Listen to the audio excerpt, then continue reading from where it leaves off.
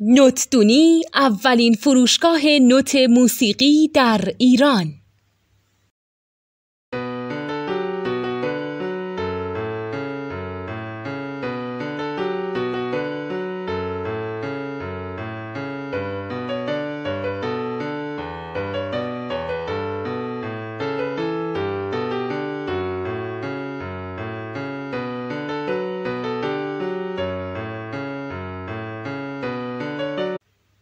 سلام دوست من، شما پیشنمایش این آموزش رو مشاهده کردید. برای دیدن آموزش به صورت کامل میتونید به وبسایت نوت 2 که مرجع آموزش موسیقی هست مراجعه کنید.